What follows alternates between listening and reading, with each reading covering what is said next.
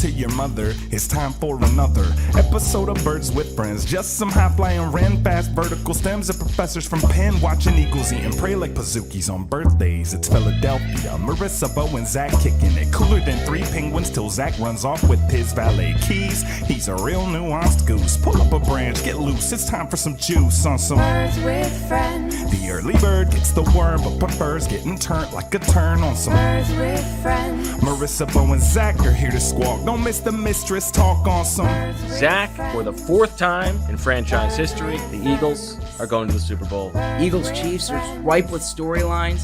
Two best teams in the Prince NFL Tega playing. Winogo revenge game. There's so many factors in place for Bo to make the media enemy. Yeah. Hello, everybody, and welcome to Birds with Friends at 2:03 Mountain Standard Time, 4:03 Eastern Time. Bo Wulf, Zach Berman here to talk about the superb Owl. And what a game it was. A classic between the Eagles and Chiefs that ended in heartbreak for the Eagles. Jalen Hurts played the game of his life, the best game that Nick Sirianni has ever seen him play. Threw for over 300 yards, rushed for 3 touchdowns, got the ball down 8 points with about 9 minutes left and led the Eagles on a touchdown drive, a bomb to Devontae Smith. Then they call like a quarterback power, and he lowers his shoulder and runs in for the game-tying 2-point conversion with a little bit over 5 minutes left. And then he never got the ball again with a chance, save for one last-second Hail Mary. Patrick Mahomes, too good on this night, leading the Chiefs to a 38-35 victory. There are some things that we can talk about. We can talk about the call on James Bradberry, which Bradberry said was a good call. He was hoping it wouldn't be called, but he did say that he committed a holding. There's a Nick Sirianni decision that I would like to discuss, but the overall tone, Zach, is just a missed opportunity for this special group, this roster that could have been and maybe is the best team in Eagles history. They missed this opportunity. Opportunity is not a lengthy visitor, right? And they had a chance to win the Super Bowl up 10 points in the second half, and they do not get it done. Yes, you're up 10 points at halftime. You think you should win that game. I mean, the Eagles have been money in that situation this year. They're undefeated when winning by leading by double digits at halftime. They've been 15-0 when entering the fourth quarter with a lead this year. So for them to lose that game, that's a tough one. I am curious what the fans think here. Would you obviously you never want to lose, but would you rather get blown off the field by Patrick Mahomes or the way they played? I'll say this: the Eagles played a good football game tonight. Patrick Mahomes is the best player in the NFL. He's the MVP, and he was terrific in the second half. The Eagles made some errors that, there were some questionable decisions, and then defensively in the second half, they did not do nearly enough. They did not sack the quarterback. They didn't do anything. They did not force a turnover. The Bradberry call was unfortunate there because look, Bradberry, he did not say it was a good call. He said it was he said he pulled the jersey. He tugged at the jersey, right? So he says that's what happened there. Sometimes you get away with it, sometimes you don't there. People can have debate about whether that's a flag that should be thrown on 3rd and 8. But where I think not just Eagles fans, football fans, I mean, how entertaining would it have been if Kansas City kicks the field goal there?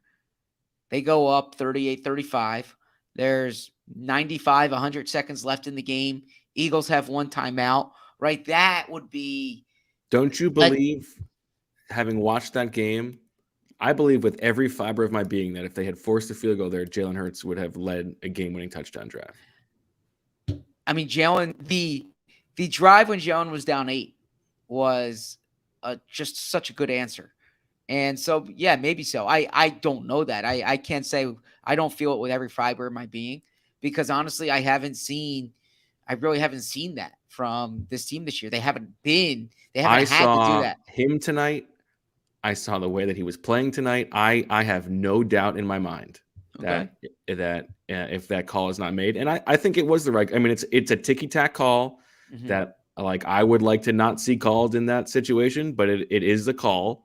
It's a reasonable call. He did hold him. You saw the jersey tug, but if even if they get a stop there, I think the Eagles are going to go win that game. I think this was, I'm reminded of something that Handsome Rich said last playoffs when the Eagles lost that game to the Bucks, and then there was that crazy AFC game between the Chiefs and Bills. And Handsome Rich said something, tweeted something like it seemed like they were playing a different sport than the Eagles. And in 1 year, they turned themselves into an offense that could go blow for blow with the best offense in the league by a wide margin.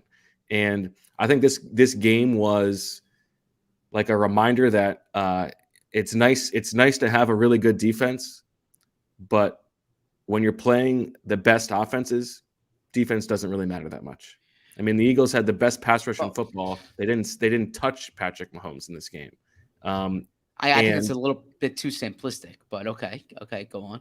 But they had an offense that was that could have scored anytime it had the ball. I mean, when they lost. To me, they didn't lose this game. They didn't lose this game on defense. Like we can blame Jonathan Gannon. Yeah, they were terrible. They didn't do anything. The Chiefs had 4 possessions in the second half. They scored 3 touchdowns, and then they would have scored another touchdown but the Eagles wanted them to, and so they just kicked a field goal instead. The Eagles lost this game when they didn't score when they had the ball, because that's what they needed to do. They had this 10-point buffer in the second half. They get the ball up 3 after the Chiefs go down and score, and they have to kick a field goal instead of scoring a touchdown. Quez Watkins drops that ball. That's a huge play. And even worse, in my estimation, is Nick Sirianni not going for it on 4th and 2 or 4th and 3 from their 31. That leads to the Aaron Sipos bad punt, the bad punt coverage. Kadarius Toney takes it 65 yards to the Eagles' 5-yard line. That is not what Sirianni has. He in a very similar situation 2 weeks ago against the 49ers, he went for it. It was only 4th and 1 on that one. But for him to not go for it there, you needed to take advantage of having the ball and have your offense outscore their offense. The defense was not going to stop Patrick Mahomes there. And I think that's the decision of all the missed opportunities in this game, of all the bad things that happened, the Jalen Hurts fumble, the Zach Pascal penalty, the Quez Watkins drop, the James Bradbury penalty. I think the one thing that is going to last forever in my mind is Sirianni's decision to punt there. I know it's something you're harping on, and the 4th down bot certainly said to go for it there. I think he should have gone for it. I don't think it's as pronounced as you make it seem. I mean, you're suggesting it's almost as if they win that game if they go for it. I don't know what it was a bad punt in that situation. I do want to circle back, like what happens if they don't get it? The Chiefs scored. Well, let's just circle. But that's the thing. You don't know that, Bo. Like you're saying as if it's a foregone conclusion. In the first half of the game, they scored a touchdown on every drive they had in the second half, Zach, and it was so easy. I understand, but it's not a foregone conclusion there. They scored a touchdown on a drive when they had the ball at the 5-yard line, right? I mean, if you really want to include, the drive started at the 5-yard line. Let's not that's selective. When they had the ball on the let's see here. I agree. Mahomes was on the 25 and on the 25 and on the 25. I want to circle back to, and again, this isn't the argument we should have in this game, but you say like defense doesn't matter. Literally, the last time Patrick Mahomes was in the Super Bowl, the big takeaway was what defenses do, and Kansas City structured their entire offseason because of what the pass rush did to them in that game against Tampa Bay, right? So. Again, I think that's a little bit of like you have the conclusion in your mind and you're using the evidence to try to. I'm sorry, were you not watching the same game I was? I mean, we were 2 rows apart because you got a front row seat and I was in the 3rd row, so it's possible that you had a different angle on things. I mean, that's ridiculous. No, so I think that in the second half of the game they couldn't stop Mahomes. Mahomes was terrific. I think that the notion, though, that Kansas City is going to score if you punt there, they give up a 65-yard punt return. If that drive starts at the 30-yard line, you don't know if Kansas City is going to go 70 yards. I mean, they most likely do because Mahomes did, but you're saying it as if it's a foregone conclusion. Whereas in the first half, but Bo, in the first half, Kansas City punted twice, right? They scored one offensive touchdown in the first half of the game. They punted twice, they missed a field goal, and they scored a touchdown. And then and then there was the fumble return for a touchdown. But this idea but again, I'm not saying that they wouldn't have scored. I'm simply saying, and I would have gone for it there. 4th and 3, I would typically go for it. I don't think they lost argument? Your argument, you're saying that they need to go for it there because Kansas City is going to score a touchdown. And I'm saying you don't know that to be the case. So I think there's a lot of my point is it's much more nuanced. There's a lot of things that happen in this game. There's a lot of decisions on both sides of the ball, offensively, defensively. Look, I mean, Jalen Hurts played probably the best game I've seen him play. He was outstanding. He also had a really costly fumble. Like you can't say that's insignificant when it gave them 7 points. It was the only turnover of the game. That's a relevant thing that occurred, but that can happen in the same time. Jalen plays the best game I've seen him play. 300 plus yards passing, a touchdown, 70 yards rushing, 3 touchdowns. And I can't speak enough about that drive to answer. You want to talk about a bad decision. Andy Reid going for the extra point as opposed to the 2-point conversion when he could have made it a 9-point game. 2-possession game, yeah. Okay. And so Jalen Hurts just driving them down the field. That to me, I thought when Kansas City went up 8, when they scored that touchdown after the punt return, I'm like, man, that's it. And then the drive Jalen had for the Eagles to tie it up, that was huge. And you got to make a stop there. You got to make a stop. And that's one that's going to haunt. That penalty is going to haunt Eagles fans. That drive is going to haunt Eagles fans there. That penalty, the only dime snap of the game. Reed Blankenship gets his first snap of the game on defense on the most important play of the game. And honestly, they really did not force them in the 3rd and long throughout the second half. They finally had them in a 3rd and 8, right? You know, all the stuff goes hand in hand. So the pass rush, and you spoke to Josh Sweat. They were chipping. Hassan Reddick said it too. There's the conditions of the field. It was a really slippery field for both sides. Ted Gwynn from The Athletic has a clip up of how that affected the pass rush. But Hassan Reddick said it was the worst field he's ever played on in his career. So that had an effect on it. But I think a big part of it was they couldn't get them into those obvious passing situations. And I'm going to pull up this number here. I have it in my story. The average distance to the markers in the second half was 3.8 yards on 3rd downs, right? To give you a frame of reference, in the second half against San Francisco last week, it was over 10 yards. You can rush the quarterback better.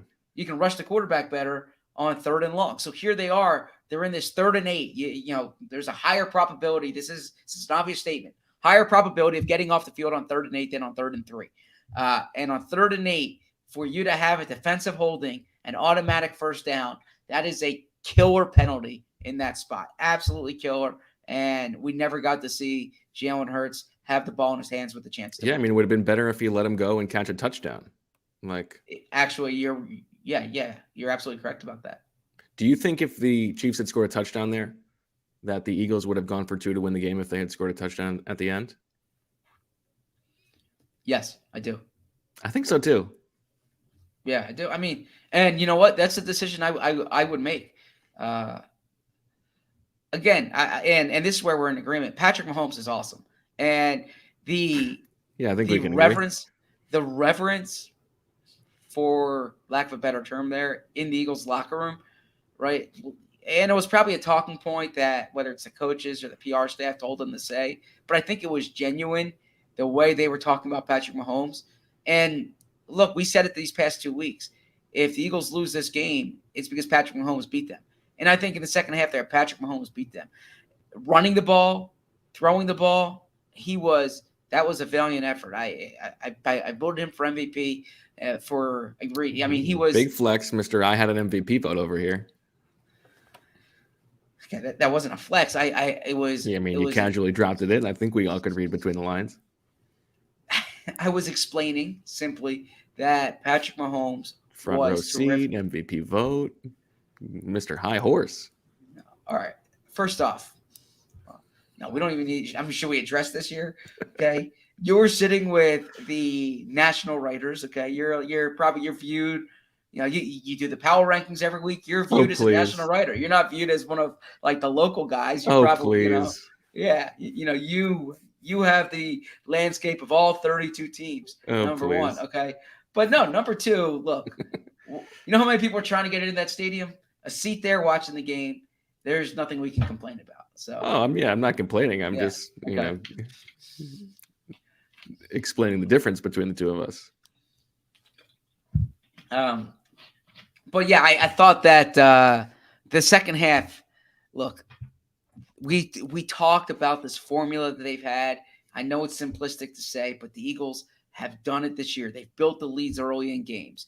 Their first half point differential is evidence of that, best in the league, right? They build these leads and they know how to play with leads. And it was interesting, the post-game comments, Andy Reid said, you know, they thought at halftime that wasn't that big of a margin with the way they can play. And they made some adjustments. It was a longer halftime, so they made some adjustments, he said. And they came out, they scored on that first drive, and they were the offense needed to do more too, by the way. You know, and look, I think the defense, the way they played in the second half was problematic, and that's what I wrote. But problematic. I mean, they were barely on the field.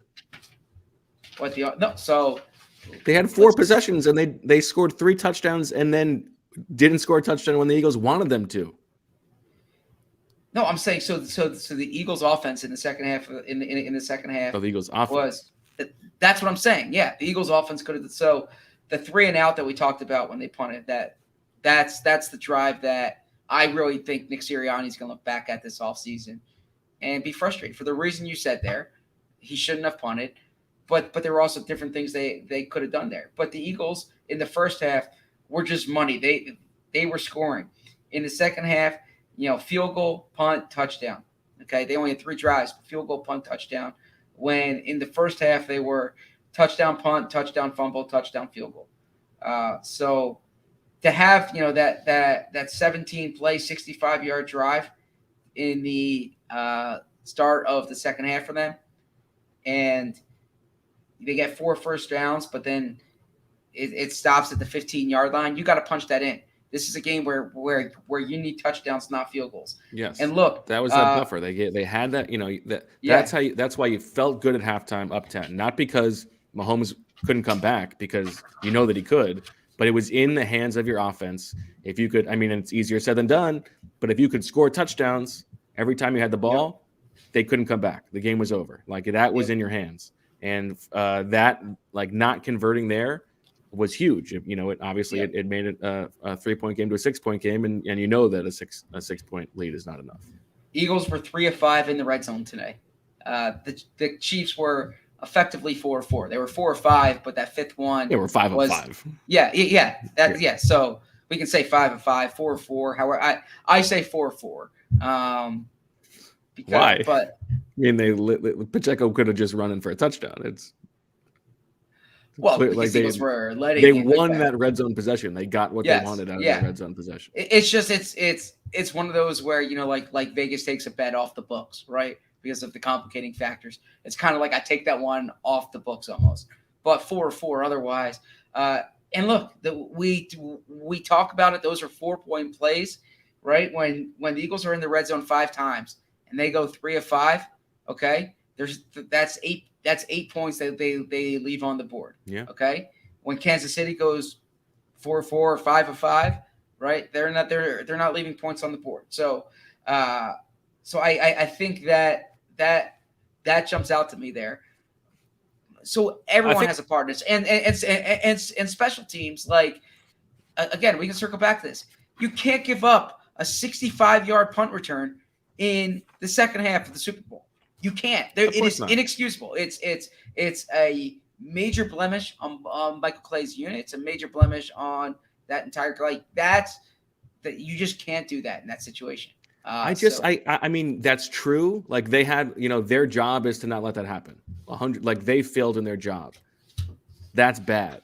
But in like in the effect on the outcome of the game, I find it very like unmoving because Really? I think that the Chiefs would have scored a touchdown no matter what.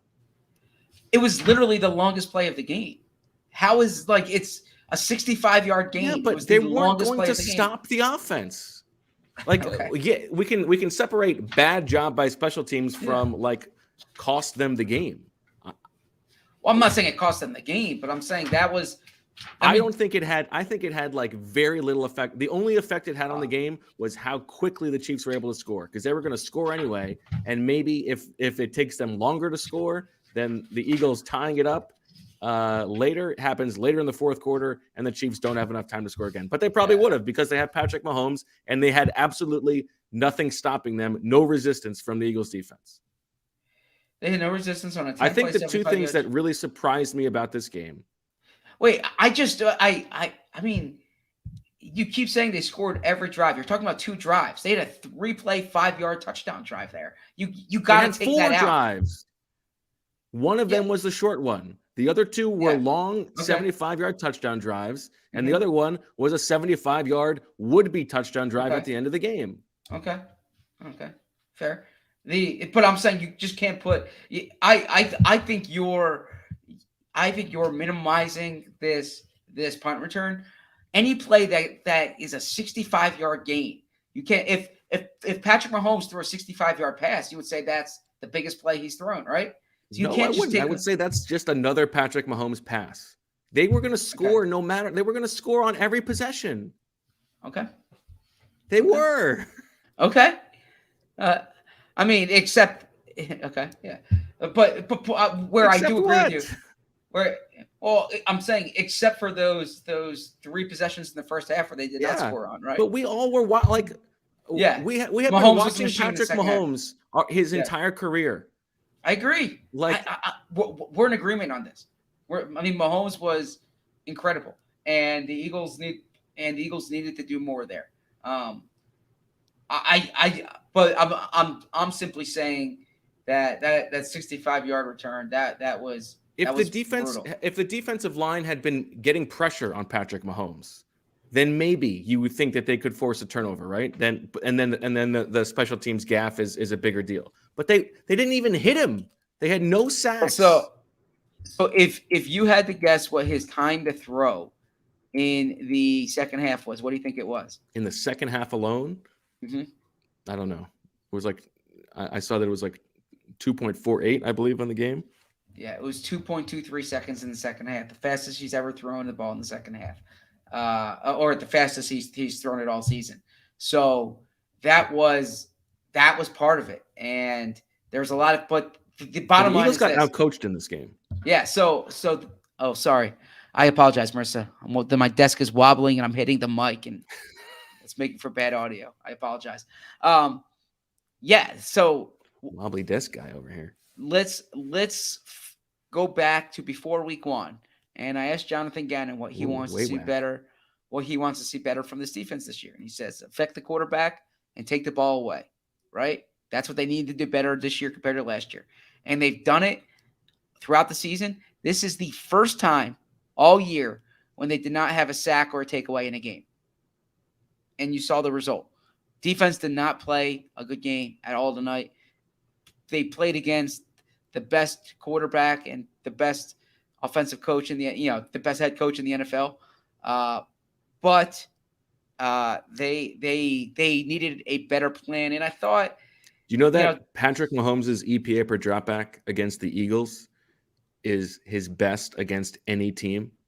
It doesn't surprise me. So I'm thinking the 2017 game in Kansas City. No, that was Alex Smith. It's just 2 games. Oh, okay. It's just 2 games. Last year. It's just last year and this year. But okay, that tells you a little something. I mean, it's maybe there is something about this game. That's a good point. Yeah. This defense was bad. This defense was not good tonight. The special teams was bad, and the offense was good, but they needed to finish drives in the red zone. You talk about situational football, that I needed to think be better. I think the thing that really surprised me about this game is the way that the matchups along the line of scrimmage worked out. And obviously we had the expert breakdown from Michael Dunn on Friday, and the two things that were really surprising to me were, maybe the most surprising was the Eagles' inability to run the ball outside of Jalen Hurts. Kenny Gainwell, 7 carries for 21 yards. Miles Sanders, 7 carries for 16 yards. Boston Scott, 3 carries for 8 yards. Meanwhile, Jalen Hurts had 15 for 70. Jalen Hurts himself accounted for 90% of the Eagles' offense in this game. The Chiefs did something up front. I'm not smart enough to tell you what it was watching live, but they did something up front to really halt the Eagles' running game. And maybe it's just that they were inviting Jalen Hurts to pass, and boy, did he succeed in that. But that really surprised me. And then I think I was surprised by the Eagles' inability to really pressure Mahomes from a pass rush standpoint. They had a few good rushes in the first half. There was the 1 3rd and long when they showed something that I don't think we've seen all season. It was a 5-man front with Josh Sweat, Hassan Reddick, Fletcher Cox, Javon Hargrave, and Brandon Graham on the field together, all going, and Hassan Reddick loops inside, and they force an incompletion. But other than that, the Chiefs, very smartly and sort of what we expected, they invited a lot of even man fronts from the Eagles. The Eagles, and this was like going back to week 1, right? And the early season worries about run defense from even fronts, and they got killed on that, especially in the second half. Isaiah Pacheco, 15 carries for 76 yards. They ran for 6.1 yards per carry as a team. I'm surprised at how ineffective the defensive line was for the Eagles. And I think it is like a big picture defense versus offense. Like, there's a reason that you put your resources towards offense, because it matters more. And these were the two of the best offenses in the league. They were the 2 best offenses in the league, if you include the playoffs. And so I think long term, the Eagles are in good shape. We can talk about the promised changes that are coming. They've got 13 unrestricted free agents who played significant snaps in this game. That doesn't include Brandon Graham or Jason Kelsey. They've got maybe Jonathan Gannon and Shane Steichen both leaving for head coaching jobs. But the most important thing is they've got Jalen Hurts, who tonight looked like he is as elite of a cornerback as there is this side of Patrick Mahomes. They've got Dallas Goedert and Devontae Smith and A.J. Brown, all 24, 25, 28 years old. And for that reason, they should expect to have an elite offense for the foreseeable future. Well, yeah. So, the offense-defense debate, we can wait for that for the offseason. I think it's a bit simplistic. I think both matter, right? But your point about Jalen Hurts is spot on. And I want to read this quote here from Nick Sirianni, where he says, after the game, you look at this game, and that was good for the NFL in the sense that the 2 best quarterbacks in the NFL played against each other on the biggest stage in the biggest lights. If somebody told you after that Tampa Bay game last year that the Super Bowl would feature the 2 best quarterbacks in the NFL, what would have been the odds that you would say Jalen Hurts would be included in that sentence? And I know that's Nick Sirianni having his guys back. It kind of reminds me even of who was it, Peter Laviolette, when the Flyers played against the Penguins in 2011 or 2012. What? And and he said he called Claude Giroux the best player in the world when it was a famous line when he was going against Sidney Crosby. He called him the best player in the world. And so look, Josh Allen, Joe Burrow, there's a lot, Lamar Jackson, there's a lot of really good quarterbacks in this league. But Alex when you watch Jalen Hurts play tonight, it's not asinine to say that. Like, it's not far-fetched. He was awesome, and he answered the bell, and he was a big stage player. And it was interesting after the game, him saying, he's been in this position before. It kind of reminds me of when he was in college, his freshman year, his first time he was in the Super Bowl, and he loses to Deshaun Watson. He brought Alabama down. They go ahead, and then Deshaun Watson brings Clemson down and scores. But Deshaun Watson was as good of a quarterback as there was in college football that year. It reminds me of that. Like the fact that Jalen Hurts is going toe-to-toe with Patrick Mahomes, that you can leave the game saying these are the two best quarterbacks in the NFL, and it doesn't sound like crazy hyperbole. That should look. It shouldn't make Eagles fans. Man. It shouldn't make Eagles fans sleep better tonight because, like you said at the top, opportunity is not a lengthy visitor, and there's no consolation for losing the Super Bowl because there's no promise you'll be back. Cincinnati lost a really tough game last year to the Rams. Okay, also on a ticky-tack defensive penalty. And they, they probably thought they were going to be back, right? And they were close. They were in the championship game, but you just don't know. You just simply don't know. So when you have a 10-point lead at halftime of the Super Bowl, you need to close. It's not a collapse like 28-3, like the Falcons 28-3, but it's a second half lead. It's a halftime lead. You're leading going into the fourth quarter. And I wrote this in my story, the 15-0 stack going into the fourth quarter this year with the lead, they haven't played Patrick Mahomes. And the way the Chiefs were talking after the game, like 10 points, they got it. They got the best player in football. And that's what you saw tonight. Yeah. I mean, that it's a lifetime of regret. That's what it is. Mm-hmm. You blow a 10-point lead in the Super Bowl. This group that, this is the flip side of, Nick Sirianni's contention that teams that love each other, play harder for each other, is that when those teams lose, it's even more painful, right? Like, the finale of it. I think it's pain. I think there's not a losing locker room in the Super Bowl where it's not painful, right? I didn't say not painful. You had me all the things. No, but you had me until like a locker room that loves each other. I mean, yeah. Look, I'm sorry. Do you not like? Now you're going to tell me you don't believe the things that Nick Sirianni says? That the players say that they all uniformly say that like they spent Saturday all talking about how much this is the best group of guys they've ever been together. They've never been around a team that cares more about each other than this group. You're going to call them liars? I'm not. You're going to call Lane Johnson a liar? You're going to call Jason Kelsey a liar? I'm not going to call them liars. I'm simply saying that any team that loses in the championship, I bet if we speak to Matt Gelb about the Phillies, it stung after the World Series. I bet, I didn't say, this is a straw man. I didn't say it doesn't hurt. I didn't say this is the only way it hurts. Okay. But I just don't think the whole thing about them loving each other is a little. That's because you are emotionally unavailable. Because you don't even tell our listeners that you love them. You need to open up your heart and be a little bit more willing to be emotional. It doesn't make you less of a man, Zach. Speaking of emotional, it was touching to see Nick Sirianni tonight during the national anthem, and he addressed it after the game. We all saw the tears streaming from his eyes, and he talked about, you think about all that it took to get to this point and all the people, and he thought about his wife and his children and his brothers and his father.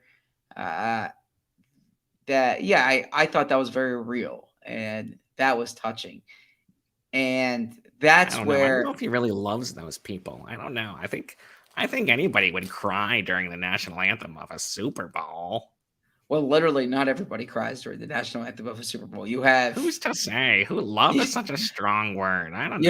You have 57 years of evidence, and you have a whole if it wouldn't even be a point of discussion if everybody on the sidelines cried during. I was simply saying this. I probably shouldn't have corrected you there or disagreed with you, but my point is that regardless of the chemistry here, when you work as hard as something as NFL players work, and you spend, every single day since late July thinking about getting to this point. And it is so hard to get to the Super Bowl. And you're winning at halftime, and you're winning in the fourth quarter, and you're sitting there, and it's like, it's just back to zero. And how do you climb back? How do you climb back to the top of that mountain? It is daunting. It's exhausting too. Yeah. Yeah. So that you genuinely feel for them in that locker room, because that's a tough situation. But that's football. It's such a missed opportunity. The roster was so good. It was such an impressive mix of young and prime and old. They were extremely healthy, which is unlikely to repeat. They had the fortune of only having to play Daniel Jones and Brock Purdy in order to get to the Super Bowl. And they had a 10-point lead. It doesn't mean that they'll never get back, but the odds are that they won't get back. Just the math of it. I think you can feel good about the future of the roster and the future of the team, because the offense should be good, because Sirianni seems to know what he's doing. But there are so many variables of things that change now. The roster, the coaching staff. You have the extra games, and so you have less of an off season than other teams. There's a million things that change. And that's the regret. This was as good of a chance as you will get. Yeah. And there are no promises. I do think that it's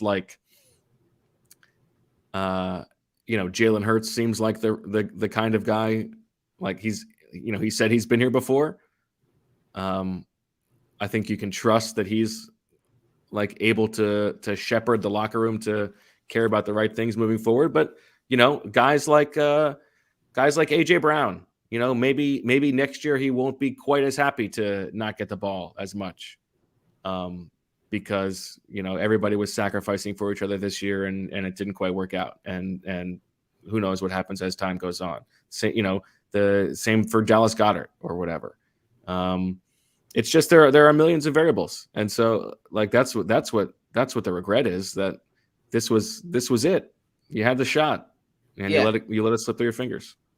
Yeah, it's more your latter point there, that because you didn't go for it. What's that? Because you didn't go for it. It's amazing to me that you think that's more of a reason for losing a game than a fumble that's returned for a touchdown or a 65-yard punt return. But that's neither here nor there. The 65-yard punt return, it doesn't matter to me. No, the fumble return for touchdown is a huge play, but they rebounded from that to go up 10 points, and so I'm not going to cry over that. Okay, but so then after that. So then, by the way, the one that they didn't go for, they rebounded from that to tie the game at 35. So, right, by the same logic would apply. Lead. No, but the same logic, in terms of them rebounding, they were still in this position. Right. They tied the game when they could have taken the lead instead. Yeah. That's a big difference. Well, there's all sequential. You don't know how it would have occurred if they score there. You don't know what would have happened. What Kansas City would have done. But then why could you argue about the fumble then? We don't know what would have happened. Now the fumble, by the way, another a little bit of a small nitpick on Sirianni. And maybe this is a Steichen complaint instead. They had 2nd and 1 there. And you think, here's a chance to take a shot, right? This is the analytically supported thing. And they just call sort of an underwhelming run up the middle to Kenny Gainwell that gets stuffed. And then Isaac Seumalo commits a false start on 3rd and 1. And that's what leads to the Hurts fumble. A very bad play by Hurts, very sloppy. Yeah. But I think from a general perspective, the execution in this game from the Eagles was not perfect, right? You had the Zach Pascal offensive pass interference that killed a drive in the first half. You had that Seumalo false start. There were a couple other just minor execution things that they were not fully buttoned up for. And in a game where, obviously the margins were super thin, those all mattered. Yeah, I probably come down a little harder on the fumble than you do, because if you go up 21-7 in the second quarter I mean, they were driving, right? They've been rolling offensively. They have the 2nd and 1. They're in Kansas City territory there. And by the way, Sayamalo's false start on a quarterback sneak. That's a bad penalty there. That's a really bread and butter play. You can't go back to 3rd and 5. But the Eagles were driving there, and if you go up 21-7 in the second quarter of a game, I think it's a different game at that point, right? So yeah, that's that. Now, the only thing is that Kansas City would definitely score. Well, I mean, seriously though, like if they go up 21-7 and the Chiefs come down and score a touchdown, and then they get the ball back at the end of the first half, or at the beginning of the third quarter, it's 21-21. Like, yeah, I mean, Kansas City's offense was not moving the ball particularly well. That's in fair. The first half of the game, and they were moving the ball well. They just didn't have the ball very much. They had to punt once. They punted twice. Okay. In the first half? Twice. Yeah, they punted twice. Yeah, they missed a field goal, punted twice. They had 4 offensive drives: touchdown, missed field goal, 2 punts.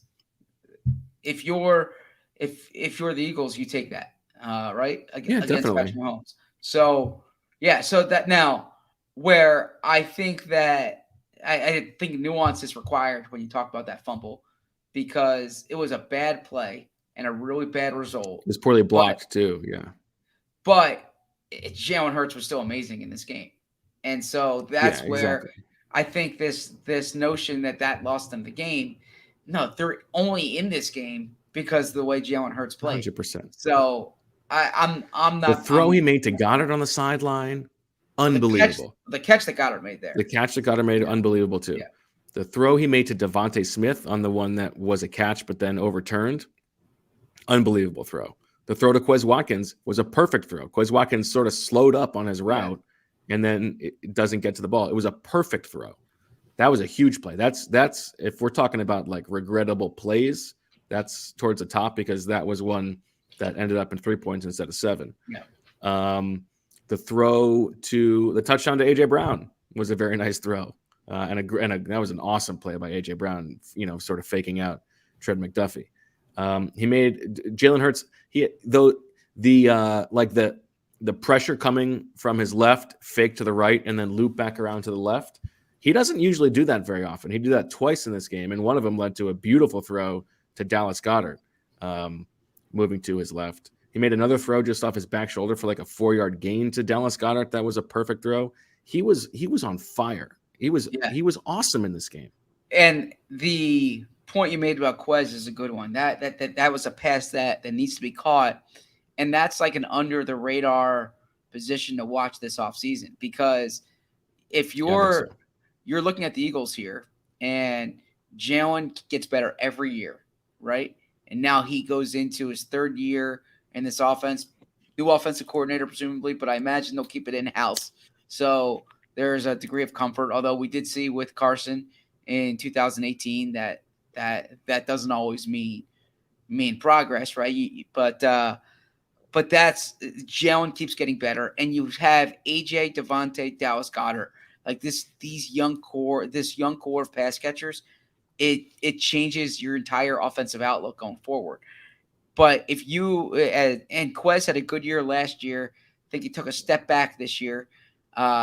If that's a spot where you can upgrade, it just makes the offense even more dangerous. So I would see if slot receiver is something that they pay attention to this offseason. Yeah, I think probably more likely in the draft in the middle rounds than they can't really afford to pay a veteran wide receiver. Yeah. Mm-hmm.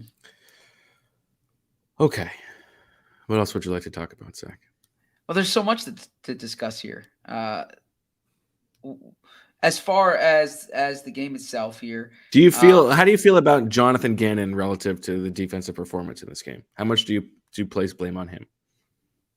Oh, well, he's the defensive coordinator. So if he gets credit when they play well, he gets blamed when they play poorly. That's the gig. And Jonathan Gannon did not coach a good enough game tonight. It's not. I wouldn't overreact to it, because look, I have these numbers in front of me here. By chance from the story that I was writing, Patrick Mahomes, when he faced San Francisco, which is the best defense in the NFL. Let me pull that up here. Actually, he went 25 of 35 for 423 yards, 3 touchdowns, right? When he faced Buffalo, which is a good defense, 25 of 47, 338 yards, 2 touchdowns, only threw 2 picks in that game. Cincinnati, he's played well good. So point is that Patrick Mahomes does this to teams, right? Patrick Mahomes, there's a reason why he's the MVP. There's a reason why we talk about him as the best player in the NFL. But Jonathan Gannon's defense needed to do more.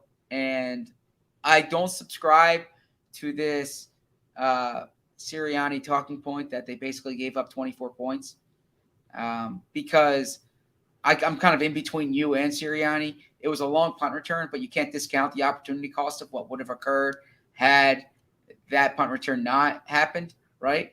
And then if Kansas City gets possession instead of Jalen Hurts fumbling, you don't know what would have occurred, right? So I don't say 20, they only allowed 24 points. But I thought that the second half, Kansas City made adjustments. And there were things that they were doing, in particular in motion, in the red zone. That's great. 2 touchdowns, guys, just wide open. Yeah. Yeah. And I was talking to guys in the locker room, and they said they found plays to scheme against them. And when you're in the red zone, right, Captain Obvious here, horizontal matters more than vertical. The field shrinks, right? The field shrinks vertically. It's the same size horizontally. The coaches, Mr. Geometry over here. Yeah, Captain Obvious. The best coaches in the NFL know how to go sideline to sideline in the red zone. And I know sometimes it doesn't work. You think about before the half against Cincinnati last year when, the pitch to Tyreek Hill on the outside, right? But overall, that, the Tony touchdown in front of us where there was, they bring him in motion and they bring him back out, and Darius Slay continues running, and Tony's just wide open. The Sky Moore touchdown along the left side, these are things that Kansas City saw and they took advantage of. So no, not the best performance from Jonathan Gannon's group tonight. But they're in the Super Bowl in large part because of Jonathan Gannon's group, or in part because of Jonathan Gannon's group. So you can't separate how they got here from the way they played. And when you give up touchdowns on every drive or score points on every drive in the second half of a game, that's problematic. And I know what Peyton Manning said on the Monday Night Cast about like halftime adjustments being overrated. Andy Reid said it tonight. They very clearly made adjustments in the second half of this game based on what they saw the Eagles doing. I think they ran the ball more, and they were getting into more third and manageable situations, and the Eagles weren't able to get It wasn't about third and manageable. They were getting first downs before third down. I think they only had 4 third downs in the second half. Mm-hmm. They were just moving the ball. Yeah. Good point.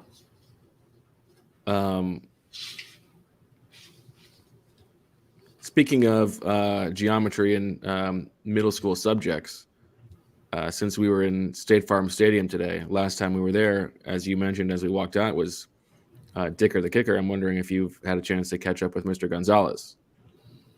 I have not, but it is interesting thinking about that game. All right, thanks for selling that. No, so I'm curious. Look, you can go micro in this case, or you can go big picture. He's in New York, isn't he? He is. Mike Rowe is in New York. Okay. Does this? We talk about how opportunity is not a lengthy visitor. You don't know if you'll get back, right? They also were one of the last 2 teams standing, and I think this is a successful season by almost any measure. Yeah. No how do you think this season is viewed in retrospect? I think it's thought of as the ultimate disappointment from maybe the most talented team in franchise history. Really? So you think this is ultimately looked at as a disappointment? Yeah, I mean, I think like relative to the preseason expectations, obviously they exceeded any reasonable expectations. But once you get to a 10-point lead in the second half of the Super Bowl and you lose, that's a disappointment. So right there is I guess the nut of my question, because I thought the crux of my question, whatever phrase you want to use. Bo, stop it, please. That is an expression, correct? Yeah. It's like what's in the question.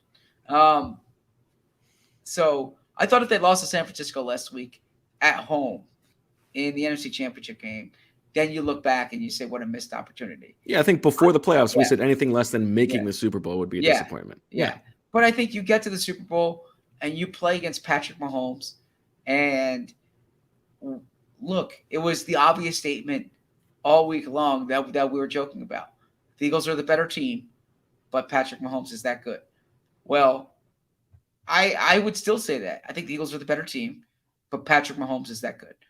And he is he in the second half, just the way he controls the game, some of the throws he makes, some of the decisions that he makes. Yeah, I don't think there's any injustice in losing to Patrick Mahomes in the Super Bowl.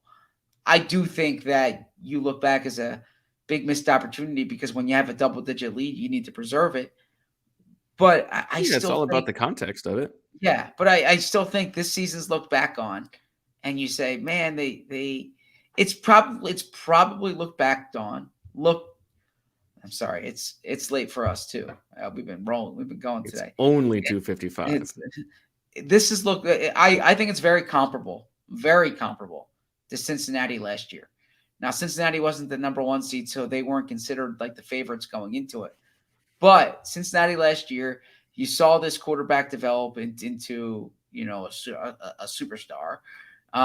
You have a chance to win the Super Bowl late in the game, and you have all these young players, and you say, you know what, you got there, you had a shot, and you're going to be back. Now, you don't know if you're going to be back. There's no promise there, but I think that there's a lot of reasons to look back at this season as excitement as opposed to disappointment. Yeah, I mean, the most important thing that happened this season was Jalen Hurts became a franchise quarterback, and that is not going to change. I mean, I think the most important thing that happened this season is that they punted the ball in 4th and 3. No, I'm messing with you. I mean, in the end, that is on a micro level, it is. But yeah, that's the way that the season will be remembered is probably going to be colored by the Jalen Hurts' future. But it's not. I don't even think there's a question though. I just think it's a matter of when he signs, how much he signs for, and how long he signs for. Well, I didn't say the contract. I'm just talking about how his future as a player. Oh, okay. All right. I interpret it as the contract. You're just itching to fight. Trust me, I'm not itching to fight at all. I think it's different than the Bengals because of how much change is coming. I mean, the roster is going to be completely different. The coaching staff is going to be much different. The Bengals didn't lose any coaches. And most of their roster stayed the same. And they had an extra year on the Joe Burrow rookie contract clock. Yeah. The Eagles roster is going to be so different next year. They might have, Kelsey could be gone.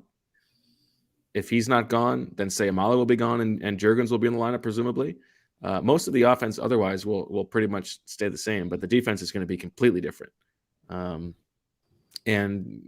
defense doesn't matter, so maybe it won't matter in the end. But I guess we'll see. All right, Zach, let's take a little break. We'll come back. We'll talk to Marissa about what happened with Swooper, and we'll find out what you thought of Rihanna. This show is sponsored by BetterHelp. When you feel well and you're at your best, you perform your best. And that could be at work, or whether I'm writing a story, or whether someone is playing a big game. But you may feel overwhelmed or like you're not showing up in the way that you want to. Sometimes working with a therapist can help you get closer to the best version of yourself, because when you feel empowered, you're more prepared to take on everything life throws at you.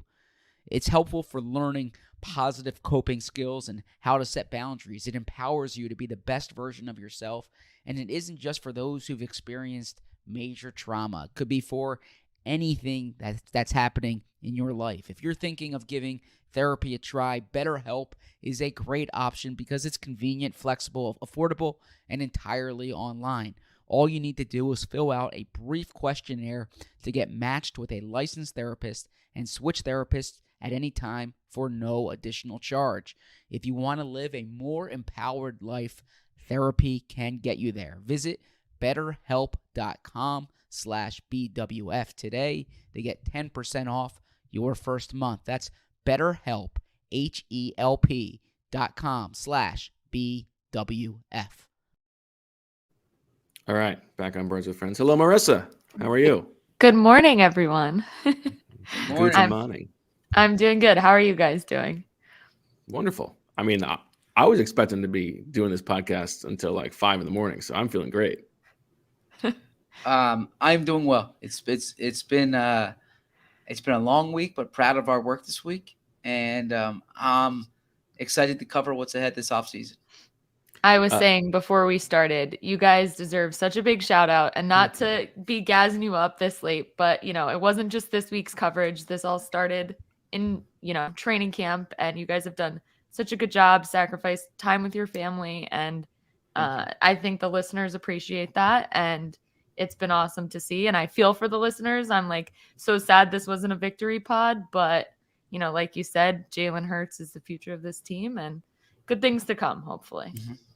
So, well, thank you for that sentiment. I also. We don't need to make this the gassing up party. I'm not guessing anything. Well, I will say Marissa's a huge. No, not about me. 100%. But then number two, and the data shows this, that the offseason coverage, the offseason writing, the offseason pods are oftentimes more popular than the in-season work. So, in essence, our work is just beginning right now, right? And the Eagles, as Bo alluded to, this is not one of those static off seasons, right? This is not one of those where they pick up and they say, all right, we'll see you at training camp. This is one of those where every week, every day in March and April, there's going to be something going on, and looking forward to covering that. Sounds exhausting. We'll be in Indianapolis in 2 weeks. 2 weeks. For the combine. We get there 2 weeks from Sunday. At least Marissa gets to go this time. Yes, I will be there for that. So at least we'll all be together. But 2 weeks, you guys deserve a little breather in that 2 weeks. But yeah, it's crazy. It doesn't stop. So the coverage will only continue. Yeah. And the numbers were awesome this week, the pod numbers. So big shout out to all the sickos and everybody all year long for being part of this awesome community. So. Some people were asking about Jason Kelce after the game. I wanted to read the quote from what he said about potential retirement. Hold on, let me pull it up here. He said, you try and weigh whether you think, one, you can still do it at a high level, two, whether you want to do it. I think that's the big thing. It's a grind. And I know that I can still probably come back and perform at a high level, a good level.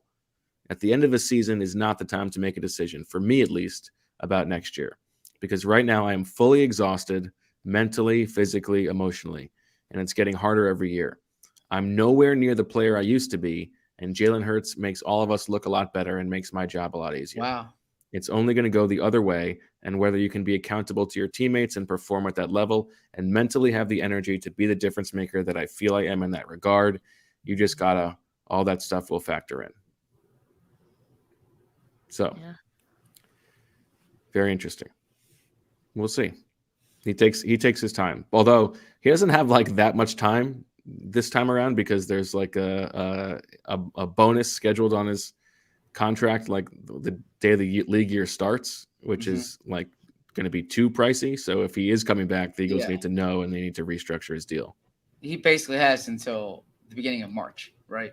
Because the Eagles need to make their plans as well, and that's for any budgeting they have. That's a huge thing you're budgeting for. So yeah, he's expensive, but he's good. But it was interesting. He then talked about how like he really isn't the same player and how much Jalen Hurts helps him and helps everybody on the offense because the defenses on third down have to rush differently. That against Lane Johnson, they have to rush with integrity and not worry and worry about Jalen Hurts breaking contain.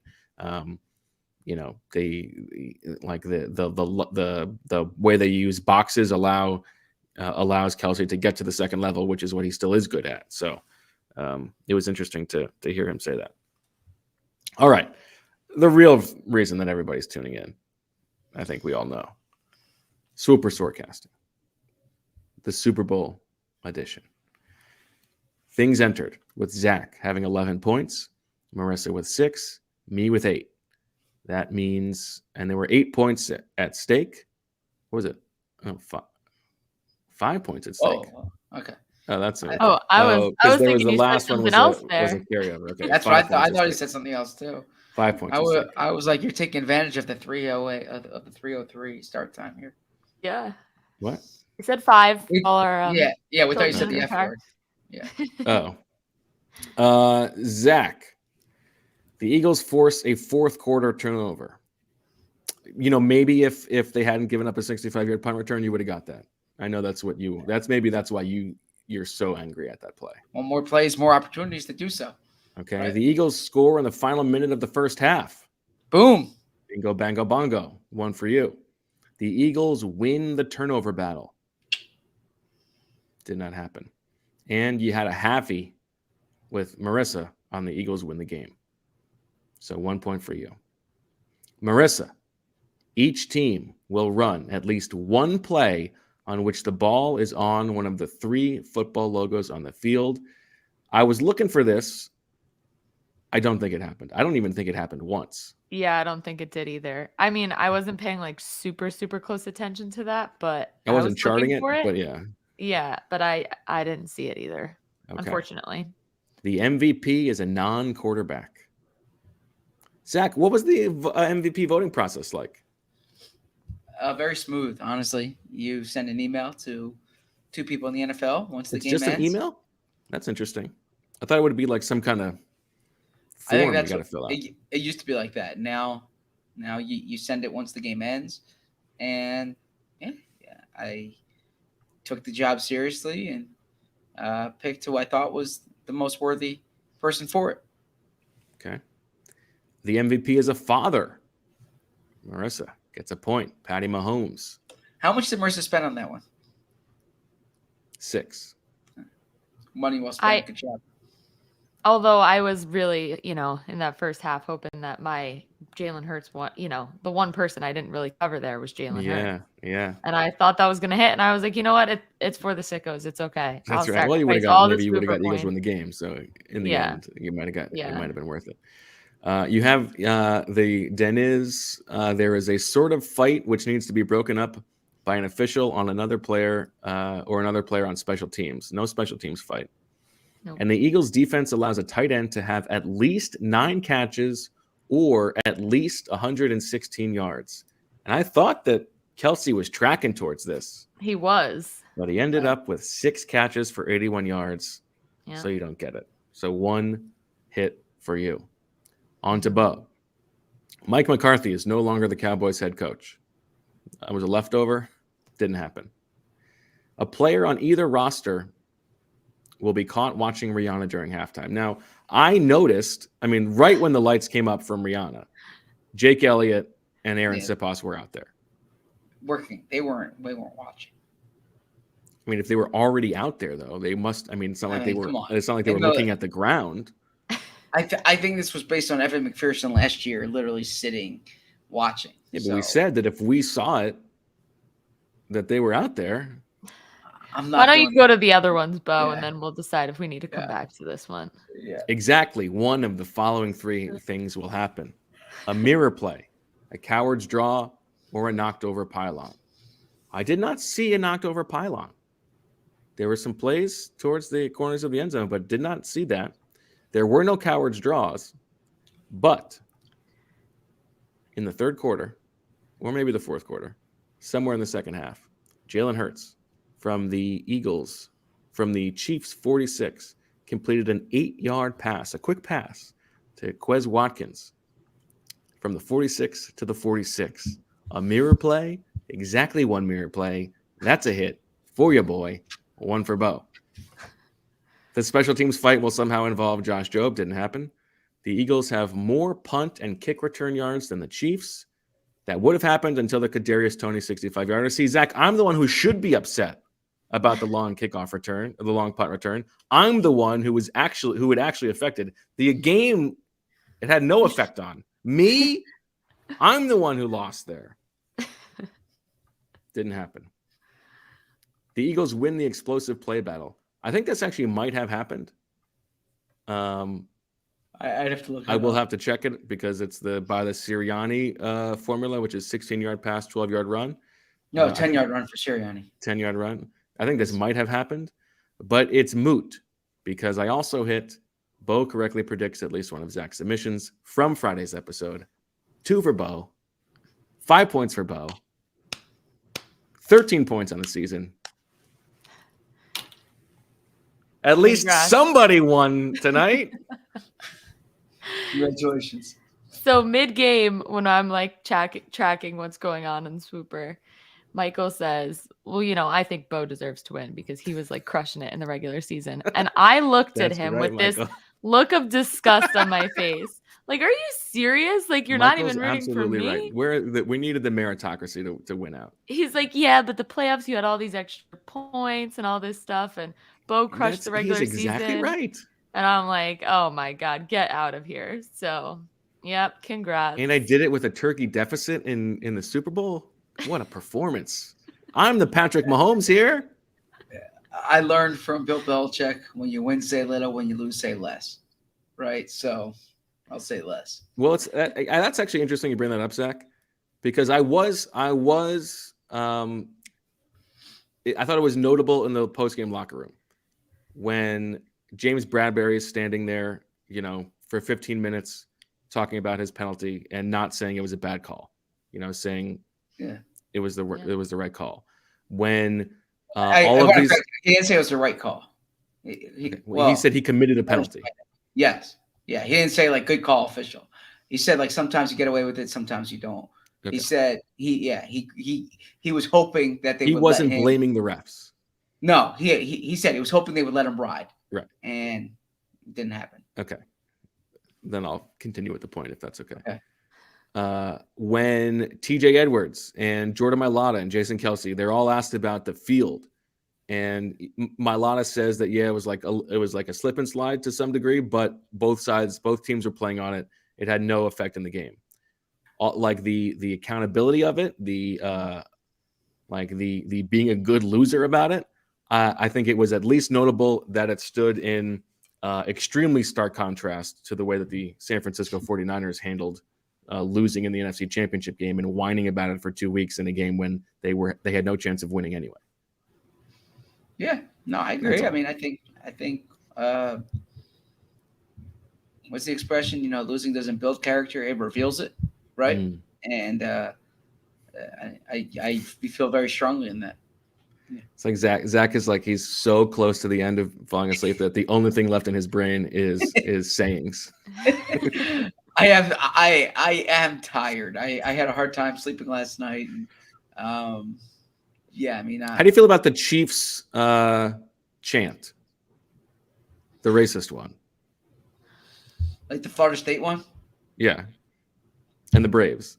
I think that's the problem is that, and we were talking about this at the Birds with Friends meetup. And by the way, thank you to the true sickos who showed up at the Birds with Friends meetup on Saturday. We had a wonderful time, as Marissa shows the snapshot on the YouTube. We got there, and unbeknownst to us, they had a beer on tap called the Superb Owl. Wow. Well, I mean, what kismet? It was surprising that didn't lead to an Eagles victory, probably balanced out by the fact that Rondé Barber was in the stands.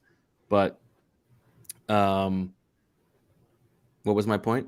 Yeah, so what do you think of that chant? Oh, the point was made by one of the sickos that there's probably some protection in the fact that there are multiple, like because there's 3 groups who do it, the Chiefs, the Braves, and Florida State, that it's not solely directed at them. What do I think about it? I think it's racist and they should not be allowed to do it. Yeah, probably like when like an Italian or a French person, when they hear you do the accent, right? It's the same principle. No, it's not. Okay. It's not the same. And why isn't it not the same?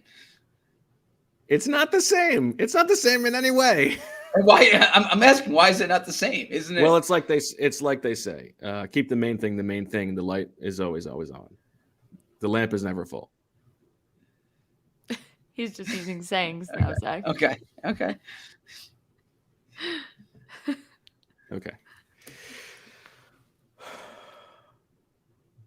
I guess we've got a long time to talk about the roster changes that are coming. Yeah, but have to go over that now. But there is one thing. I am tired, but there is one thing we really should discuss here. Okay, this morning, Adam Schefter from ESPN and I think the NFL Network guys as well report that Shane Steichen is going to get hired by the Colts. Okay, it was announced earlier in the week that the Arizona Cardinals had paused their search until after the Super Bowl. And there had been rumors here that Jonathan Gannon could be a candidate. And then the report comes out that the Cardinals are going to interview Gannon tomorrow or request to interview him tomorrow. There's a very real possibility that the Eagles could have 2 new coordinators next season.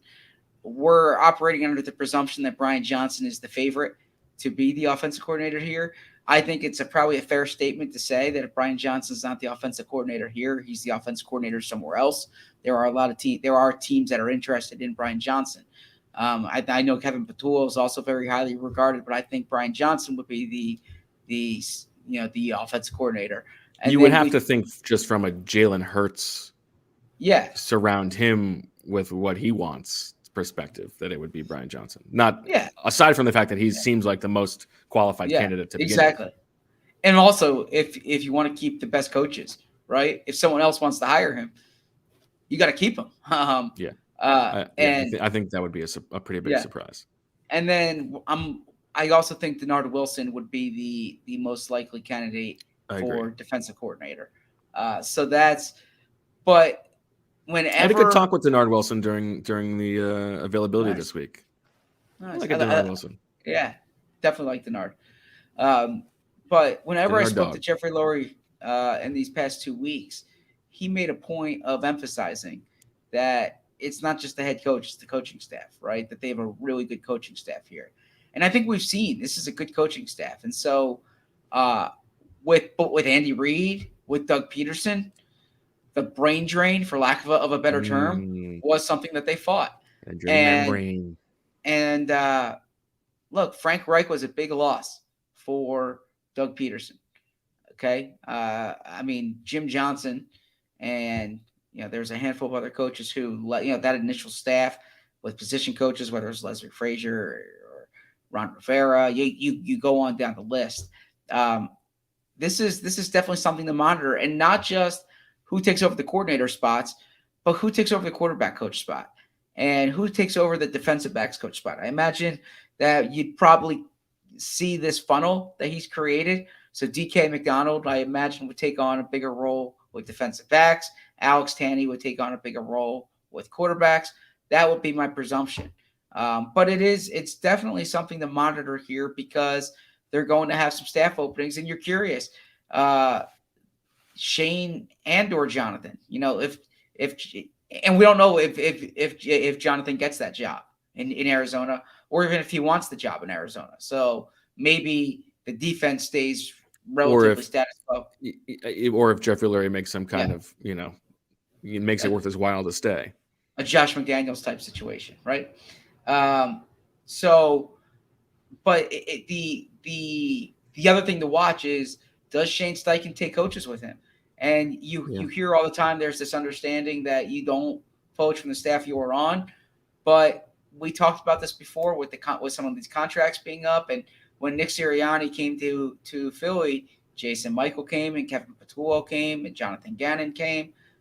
So I would definitely be mindful to see what occurs there. But this is going to be a big next few weeks in terms of coaching moves, and the Eagles are a little behind on that.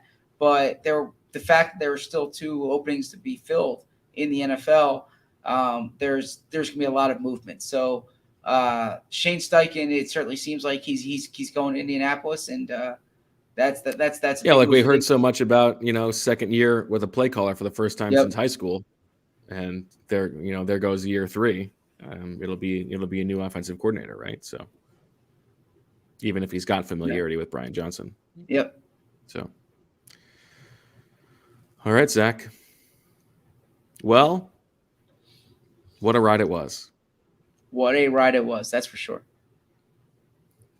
Are there any sayings you'd like to leave us with? Well, I mean, there's generic ones like the best is yet to come. But no, I would say like, yeah, no, I really think the next one, right? Like that's what you're focused on when you say when Tom Brady was asked what his favorite Super Bowl was, and he said the next one, right? And we're only as good as our last podcast. This podcast probably could have been better, right? I don't know how. I was tired. And you know, you're only as good as your next story. So, but no, I say this. Zach, you had an unbelievable playoff run. I don't want to make this the Mutual Appreciation Society. This is just about you. You had an unbelievable playoff run. Your Super Bowl week was prolific. You killed it. You should be very proud. It's nice of you to say. And I love you. Thank you. It's not my coverage; it's our coverage, and our coverage needs to be really strong here for these next few months because this is such a big. Well, because we have very aggressive sub goals. That as well. If you are if you don't yet subscribe to The Athletic, or if you want to get a subscription for a friend, click on an article. I'm publishing nudes. That's really my only shot. Not of myself. I mean, that's not going to get That's anybody. That's even weirder, bro. Yes. I think that's a good time to sign off. That's the only way I'm going to hit my goal. No, presumptuous of you. I think people are subscribing to that. I said not of myself. All right. That'll do it, I guess, for the post-Superb Owl Birds with Friends. We'll probably be back like tomorrow. Who knows? The Eagles are going to have locker room cleanout on Tuesday. So actually, literally, we will probably be back tomorrow. Yeah. And then we're probably going to hear from Sirianni and Howie Roseman on Wednesday or Thursday. So maybe we'll be back also Wednesday. Or maybe we'll just wait until after Wednesday, give ourselves a little bit of a break. Marissa, if you want to write the power rankings, let me know. I mean, like, you really can't be doing that, right? Yeah, there's a power rankings on Wednesday. So let's see how that goes. Okay. That's why he was studying with the national writers. Mm-hmm. Big flex. I was like, "Hey Zach, did you see that pass?" Like, no, you know. He's like, "Sorry, I can't hear you, plebe." No, up on Mount High. No, he turns the Mike Sando on one side and like Bill Roden on the other side. Actually, D'Orlando Ledbetter was on my right. And he's like, "Can you imagine those local guys only got to follow one team? Goodness, I'm here ranking 32 teams. Yes, yeah. Could you imagine what their subscriptions are when yeah? So please, you're voting for MVP. He's literally higher up than us. Yeah. So. Well, I'm sure the listeners will be excited to read everything you both have this week. Thank you. Yeah, no, it's going to be a fun off season. So in the spirit of Howie Roseman, when the plane landed in Tampa last year and Howie... You're going to drive recklessly home with barely... Howie didn't wait to defrost it. He stuck his head out the window and was just kind of driving that way. He couldn't wait for the offseason to begin. My plane lands in Philly tomorrow through Indianapolis. And on the flight tomorrow, I will be doing off-season planning. So there's going to be a lot of good stuff to come, and you can read it all on The Athletic and hear it all on Birds with Friends. And in the spirit of Nick Sirianni, after they landed back from Tampa Bay, I'm going to sit here on this podcast for an hour, just waiting for somebody to come pick up Zach McPherson. So, yeah. Stick around, everybody. You think I'm kidding? I hope not. Aren't you? You guys can go. I'm just going to sit here. Doesn't your flight leave in like 2 hours? My flight leaves in 5.5 hours. Oh, okay. Oh, wow. You gotta, So you gotta go to do the I go airport. to sleep? Do I try to No. get 2 hours of sleep? It might be worth it. A little cat nap. Just Yeah. set lots of alarms. Yeah. Because you did make a bet about who would miss the, Yeah, the, that's true. the flight.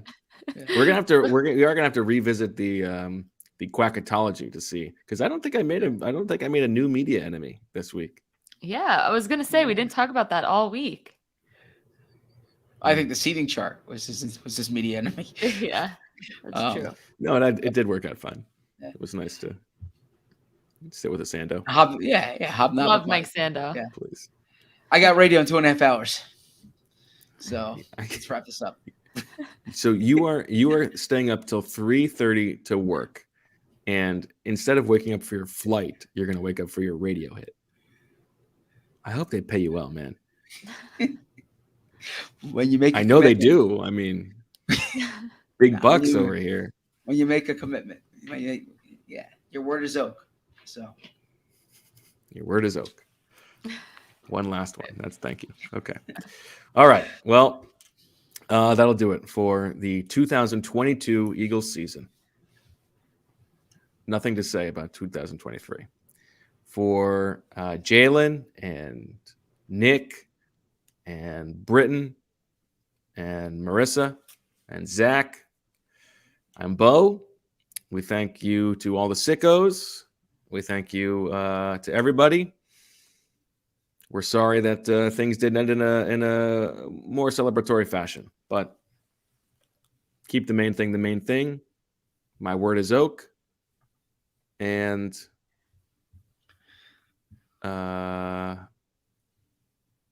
you can stand under my umbrella. Thanks for listening. We'll talk to you later this week, and as always, we love you.